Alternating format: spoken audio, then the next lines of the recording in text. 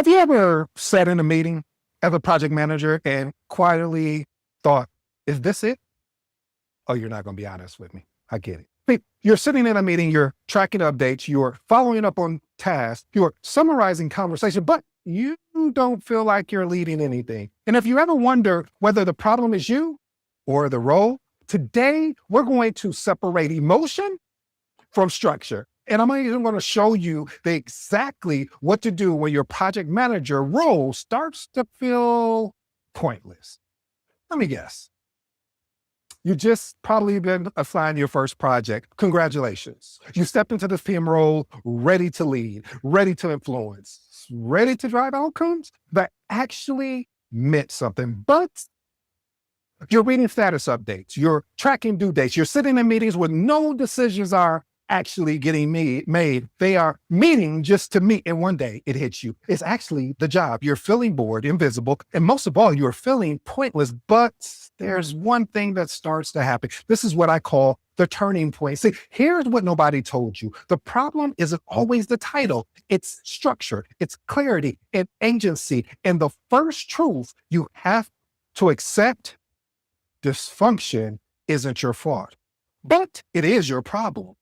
Because as a PM, you're positioned to see the whole picture. Therefore, the growth, this is what I love here, is you stop waiting for the role to make sense and start making sense of the role. What you do, you separate what you can control from what you have no control over. You stop narrating statuses and start connecting delay to consequence. You make the invisible visible. You change questions you ask in the room from where does this stand to what's blocking this from moving right now.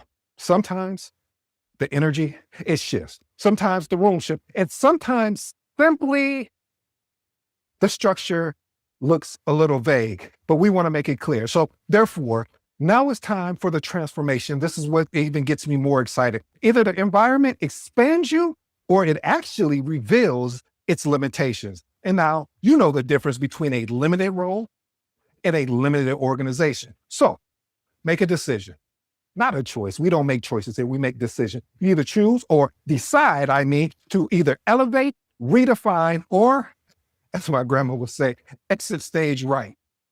Because as a project manager, without agency, you will eventually feel pointless. But as a project leader with clarity, you will always have leverage. Principle number one, dysfunction isn't your fault, but it is your problem to solve. Sometimes the environment is disorganized. Decisions are not clear. Meetings lack structure. Leaders contradict each other. Timelines shift with no ownership. That dysfunction exits right in front of your face. But once you are a project manager, you sit in one of those roles, designed to see across silos. You see the misalignment. You see the friction. You actually are able to see the bottlenecks.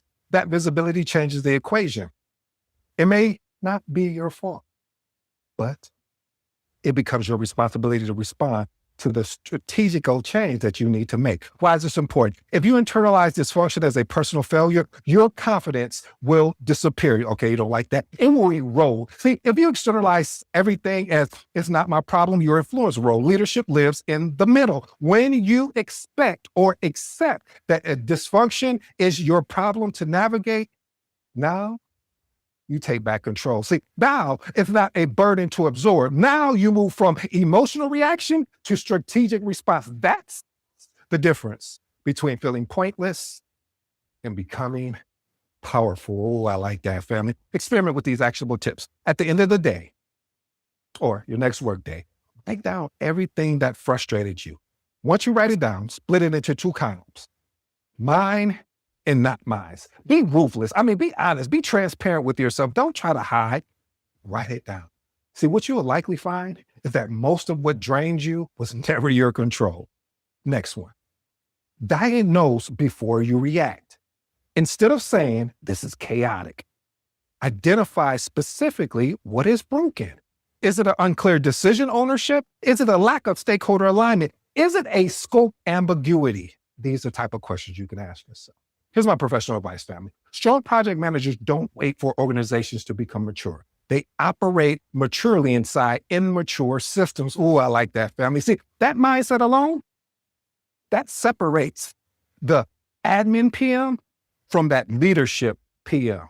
But once you adapt to the dysfunction in your own environment, the next question becomes, what can you actually control? Because trying to fix everything will burn you out, which leads to principle number two. Principle number two, separate what you can control from what you can't control. See, when roles feels pointless, it usually becomes your energy being spent in places you have no authority.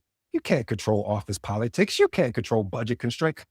I wish you would take a shot at trying to control organizational priorities. Whether someone does it or not, you have no control. See, you can control, though, clarity of communication. You can control the structure of a meeting. You can control how you frame risk. And most of all, how you narrate, or I should say, navigate the organization and have impact and influence. See, power comes from focus or focusing on your effort where you have leverage. Why is this important? If you constantly fight what you cannot influence, frustration becomes your default state. But when you separate or operate within your sphere of control, your presence becomes consistent. Now, you look calm. Now, you become strategic. Now, you have an opportunity to build consistency, which in turn, watch this, family, will allow you to build credibility, because credibility gives you influence. Experiment with these actionable tips. Before your next reoccurring meeting,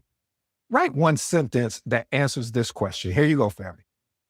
What decision needs to come out of this meeting? See, if you can't answer it, you need to redesign the meeting before you send the invite. Next one, upgrade one controllable variable immediately. Here's an example. Can you improve meeting structure this week? Here's another one. Clarify next steps more precisely. I'll give you another one, family. Escalate risk with a sharper language. See, what I'm trying to do here is challenge you just to pick one area and then raise your standards. Here's my professional advice, family. Momentum, it's just perception, but don't panic. See, this is an opportunity for you to grow. And control is an opportunity for you to understand, I just don't have control over that. But if you master what is yours, your influence grows naturally. If you chase what is not yours, your authority, I'll just say it shrinks. See, now that you've narrowed the energy to what you can control, let's look at the biggest reasons roles feel pointless in meetings that go nowhere. Principle number three, meetings feel pointless when they lack a decision flow. See, most meetings don't feel pointless because they exist. They feel pointless because nothing moves, no decisions are made, no trade-offs are clarified, no ownership shifts hands. You walk into updates, you walk out with more updates. That's not project leadership. That is basically a narrative repetition. See, a meeting without decision flows turns into a project manager becoming a recorder. A meeting with a decision flow, though, turns into a project manager who is there, not in the passenger seat, but in the driver's seat. Why is this important? If meetings don't produce movement, your role starts to feel administrative. Over time, I guarantee you, I promise you, your energy will drop. Oh, you missed what I just said there. I said your energy will drop. See, urgency is important. Decision flows restores momentum. Momentum restores meaning. And when movement happens, your presence becomes necessary. Experiment with these actionable tips. This week, identify one problem in your organization that nobody owns, not a task, a real problem with a cost attached to it. Then quietly start working on a perspective around it. You don't need permission to actually think. Next one, frame agenda items as decisions, not updates. So here's an example. Instead of project timeline reviews, use decision. Do we approve this revised timeline or not? What are we doing? See, language, what it does is it shapes expectation. And you know the model. A lack of expectation creates frustration, or a misunderstanding of expectation can create frustration. Ooh, I like that, family. See, if no decision is made, questions whether the meeting is needed. Strong PMs don't host meetings to fill calendars. They host meetings to unlock something that the meeting requires, a decision, a conversation that may need to be had that is a crucial conversation, meaning a tough conversation. What a meeting does is us getting value from what we came here to do. But decision flow doesn't happen automatically. It happens when someone asks better questions? What leads to my principle number 4. Principle number 4, ask better questions in the room. The fastest way to elevate your influence is not by speaking more.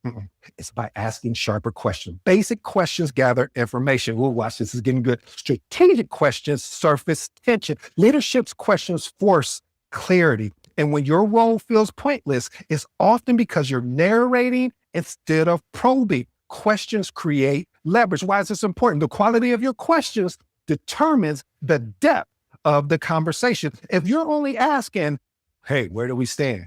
You will only receive surface answers. But watch this. If you ask, what risk does this create if this slips in 2 weeks? Now you've challenged the rule. Now you've imposed your will. Better questions change the temperature. I like that. So experiment with these actionable tips. Upgrade one question per meeting. Instead of asking for status, ask for impact. Instead of asking for completion, ask for consequences. I'm going to give you an example. Here's a good example. What happens if we don't solve this by Friday? Next one. Pause after asking.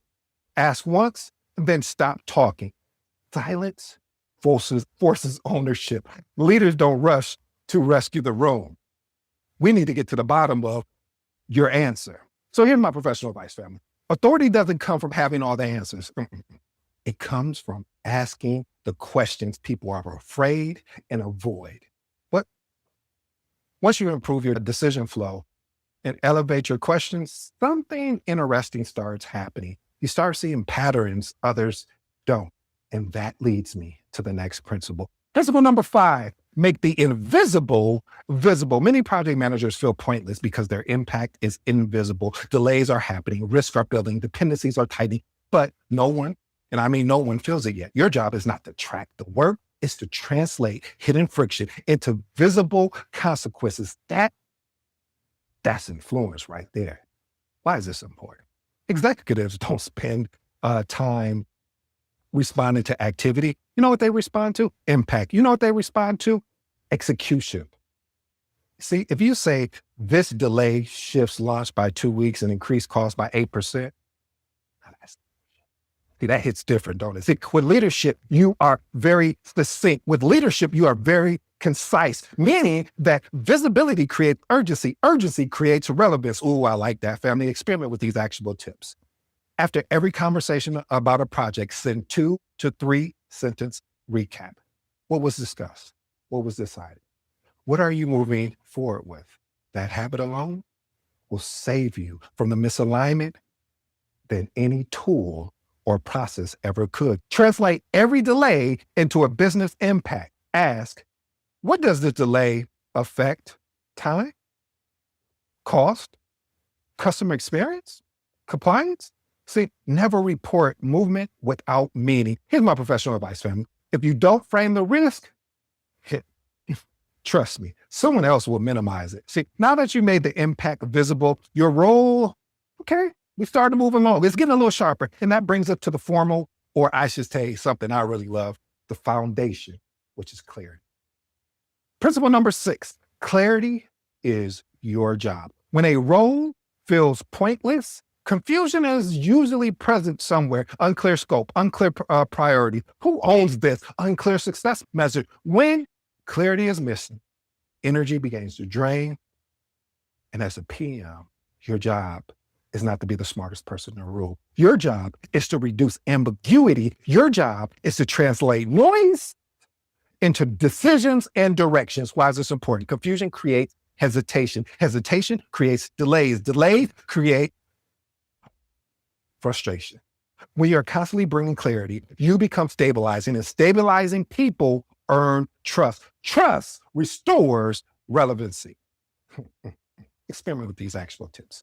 Summarize what you hear in real time. For example, let me summarize this. So what I'm hearing is the state, and then you state the decision, the owner, the deadline, and the risk. Next one. Define done explicitly. Ask, what does success look like here? Make sure to force specifics. Here's my professional advice, family. You don't need more authority to bring clarity. You need discipline. Clarity is leadership in its purest form. but sometimes the role still feels flat, even after structure improves. And that's when we have to confront something deeper.